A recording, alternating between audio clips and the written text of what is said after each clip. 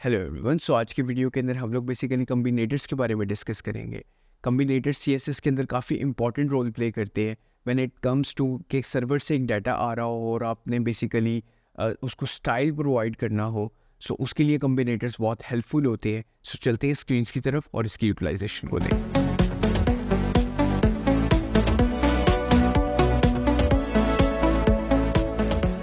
सो screens की तरफ हम लोग आगे हैं और काफ़ी इंपॉर्टेंट लेक्चर है कम्बिनेटर्स के बारे में। सीएसएस में कम्बिनेटर्स काफ़ी इंपॉर्टेंट होते हैं जब आप एडवांस सीएसएस को कर रहे होते हैं। जैसे कि आप ओवरऑल देख रहे हैं 4 तरह के कम्बिनेटर्स हैं यहाँ पे। डिसेंडेंट सेलेक्टर, ये बाय डिफ़ॉल्ट हम लोग पहले भी यूज़ कर चुके हुए हैं। आज मैं आपको इसको इन डिटेल बताऊँगा कि लाइक डिसेंडेंट सेलेक्टर किस लिए यूज़ होता है, ठीक है। इसके बाद चाइल्ड सेलेक्टर हमारे पास है, एडजेसेंट सिबलिंग सेलेक्टर है और जनरल सिबलिंग सेलेक्टर है, ठीक है। सो अगेन कम्बिनेटर्स होते क्या हैं? Combinator is something that explains a relationship between selectors, ठीक है। आप एक सेलेक्टर से डिफरेंट तरीके से टारगेट कर सकते हैं एलिमेंट्स को, चाइल्ड्स को। सो अगेन ये काफ़ी हेल्पफुल होता है जहाँ पे आपको एक्स्ट्रा सीएसएस नहीं करनी पड़ती। सो ओवरऑल चलते हैं अपनी बेसिकली अपने एडिटर की तरफ भी और इसको बेसिकली एक टॉपिक भी लिख देते हैं यहाँ पे कम्बिनेटर्स, और यहाँ पे हम बेसिकली combinators.html के नाम से लिख लेते हैं इसको, ठीक है। सो हमारे पास एमिटैग भी हम यूज़ कर लेते हैं और इसको यहाँ पे combinators CSS कर लेते हैं। सो सबसे पहले बेसिक वाला जो कम्बिनेटर है, ठीक है, हम उसको समझते हैं। तो मेरे पास एक पैराग्राफ है और पैराग्राफ में मैं लॉरेंस इप्सम दे देता हूँ। इसी तरह मेरे पास एक और पैराग्राफ है, ठीक है, और एक मेरे पास div में पैराग्राफ है, ठीक है। सो डिफरेंट जगहों पे है। ये बॉक्स के अंदर आप कह लो कि इवेंचुअली पैराग्राफ है, ठीक है। इसको भी मैं div में दे देता हूँ। एक मेरे पास आप कह लो कि आर्टिकल में पैराग्राफ है, ठीक है। सो मतलब डिफरेंट चीज़ें हैं मेरे पास, ठीक है। सो यहाँ पे पैराग्राफ्स है। अब पैराग्राफ्स डिफरेंट जगहों के ऊपर है मेरे पास, ठीक है। सो यहाँ पे अगर मैं स्टाइल करूँ, ठीक है, और स्टाइल में मैं सिंपल यहाँ पे कह दूँ कि मेरे पास जो पैराग्राफ है, ठीक है, सो स्पेस के बाद जितने भी मेरे पास पैराग्राफ है, ठीक है। अब मैं कोई सेलेक्टर भी दे सकता हूँ, ठीक है, लेकिन अगर मैं सेलेक्टर दूंगा तो वो सेलेक्टर ओरिएंटेड हो जाएगी वो चीज़, ठीक है। लेकिन अगर मैं पैराग्राफ पे कह देता हूँ लाइक बैकग्राउंड कलर रेड लग जाए, ठीक है, और यहाँ पे मैं डिस्पोज करूँगा पहले और दोबारा से स्टार्ट कर लूँगा अपना सर्वर, तो यहाँ पे सब पे वो चीज़ आ रही है। वो बिसाइड द फैक्ट वो किसी एक स्पेसिफिक पे नहीं लगेंगी, वो सब पे लग जाएंगी, ठीक है। सो यहाँ पे अगर अगेन हम थोड़ा सा कम्बिनेटर्स को भी देखें CSS के अंदर, सो W3 स्कूल की हेल्प से हमें और अच्छे से समझ आ सकती है एग्जांपल इसकी। सो हमारे पास descendant selector, that's descendant selector matches all elements that are descended of a specific element, ठीक है। हम इसको समझते हैं एग्जाम्पल से, ठीक है। सो एग्जाम्पल के अंदर हमारे पास क्या है कि अगर अब ये चीज़ एक बॉडी के अंदर आ रही है, ठीक है, क्योंकि एक बॉडी के अंदर डिसेंडेंट मैंने पैराग्राफ वो दिया है, तो वो जितने भी पैराग्राफ होंगे बॉडी के अंदर उन सब पे लग रहा है। इस एग्जांपल के अंदर एक डिव जो कि उन्होंने ले ली है, ठीक है। सो यहाँ पे हम इसी डिव को ही एग्जांपल करेंगे और इसको डिसेंडेंट बनाएंगे। सो एक एग्जांपल मैंने आपको यहाँ पे ये दिखा दी, ठीक है, डिसेंडेंट की। सो मैं इसको कमेंट कर लूँगा, ठीक है, क्योंकि मैं कोड रिमूव नहीं कर रहा इवेंचुअली, ताकि आप देख सको। सो मैं W3 स्कूल की एग्जांपल लूँगा। सो यहाँ पे मेरे पास एक इवेंचुअली आप ये कह लो कि पैराग्राफ्स हैं, ठीक है, और वो एक डिव के अंदर आ रहे हैं, ठीक है।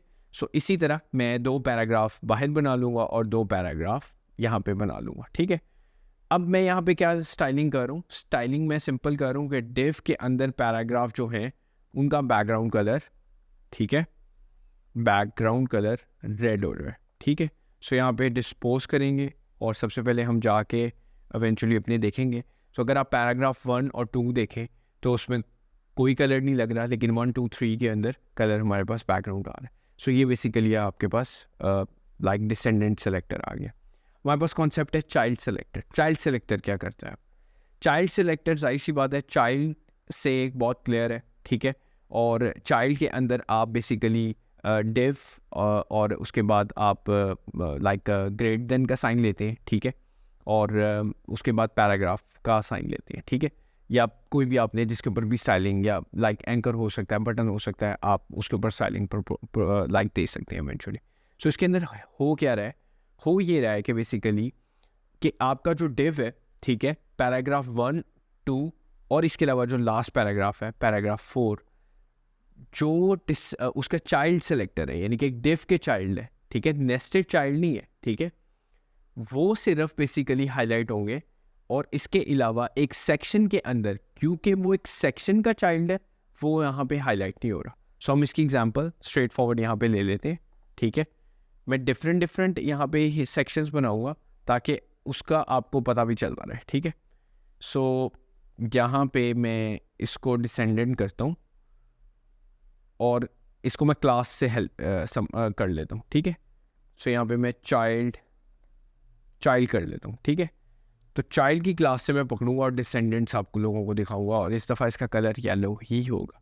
सो चाइल्ड से मैं पकड़ता हूँ और ग्रेटर देन का साइन लगाता हूँ, और उसके बाद पैराग्राफ करता हूँ, और उसके बाद यहाँ पे बैकग्राउंड कलर येलो कर देते हैं हम, ठीक है।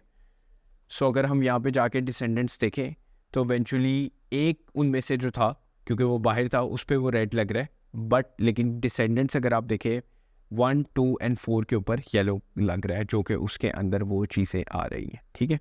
सो एक सेक्शन के अंदर वो इसलिए लग रहा है बिकॉज वो सेक्शन के अंदर आ रहा है, और उसके ऊपर मैंने रेड कलर दिया हुआ है कि डिव के अंदर वाली चीज़ के ऊपर लग जाए, क्योंकि वो डिव के अंदर तो आ ही रही है इवेंचुअली, ठीक है, क्योंकि वो एक डिव के अंदर है, दैट्स व्हाई इसके ऊपर लग रहा है, ठीक है। सो नेक्स्ट हम चलते हैं, और नेक्स्ट हमारे पास कौन सा आ जाता है, एडजेसेंट सिबलिंग सेलेक्टर, ठीक है। इसको भी समझ लेते हैं।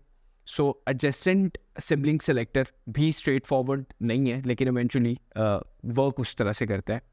आपका अगर एक डिव है, पैराग्राफ, जैसे आप यहाँ पे हाईलाइट जो मैं कर रहा हूँ, इवेंचुअली पैराग्राफ 1 है और पैराग्राफ 2 है, ठीक है।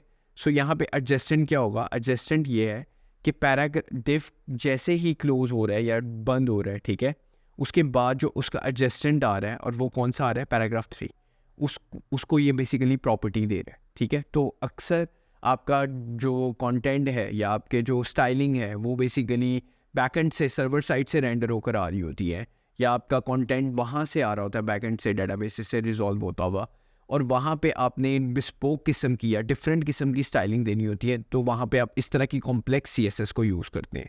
सो ये पर्पस ये होता है इस CSS को यूज़ करने का, ठीक है। सो कुछ जगहों पे आप CSS को बेसिकली प्रेडिक्ट नहीं कर सकते कि इवेंचुअली फिक्स CSS के साथ करो। आपको ये देखना होता है कि लाइक सपोज करो कि लिस्टिंग के अंदर हो सकता है कि एक कैटेगरी की 3 सब कैटेगरीज हो और एक की 2, तो वहाँ पे आप जज नहीं कर सकते कि मैं फिक्स के साथ जाऊँ। वहाँ पे इवेंचुअली आपको फिर इस तरह का बिस्पोक थोड़ा सा काम करना पड़ेगा एडजस्टेंट के साथ, और या फिर चाइल्ड सेलेक्टर्स के साथ। सो यहाँ पे जैसे ही लाइक फर्स्ट 2 पैराग्राफ 1 और 2 उसके ऊपर स्टाइलिंग 3 पे लग रही है, इसी तरह आपका जो 5th और 6th पे बिल्कुल नहीं लगेगी, क्योंकि वो अगेन एडजस्टेंट कर रहा है, 7th पे लगेगी।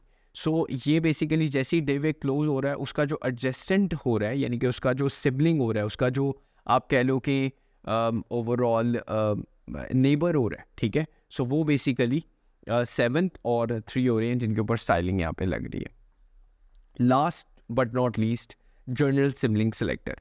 सो ये भी बेसिकली काफ़ी हेल्पफुल होता है इसी तरह की लिस्टिंग्स, कार्ड्स वगैरह के अंदर बिस्पोक, जहाँ पे डायनेमिक डाटा आ रहा होता है, वो आ रहा होता है। बट इसमें जो समझने वाली चीज़ ये है कि जो हमारे पास एडजस्टेंट का था सिबलिंग, उसका प्लस साइन यूज़ हो रहा है, ठीक है। इसका हमारे पास टिल्ट सा यूज़ हो रहा है, यहाँ पे हमारे पास जो साइन है, ठीक है, और उससे ऊपर जो था हमारे पास ग्रेटर देन साइन यूज़ हो रहा था, ठीक है। सो दोबारा वापस चलते हैं जनरल सिबलिंग के ऊपर, और बहुत स्ट्रेट फॉरवर्ड है जनरल सिबलिंग। और general sibling selectors select all the elements that are next siblings of the specified element, ठीक है। सो यहाँ पे अगर आप देखें, पैराग्राफ फर्स्ट लिखा हुआ है without div, second with in div लिखा हुआ है, ठीक है, और फिर पैराग्राफ 3 लिखा हुआ है, और फिर एक कोड का एलिमेंट आ रहा है, और पैराग्राफ 4 लिखा हुआ है, ठीक है।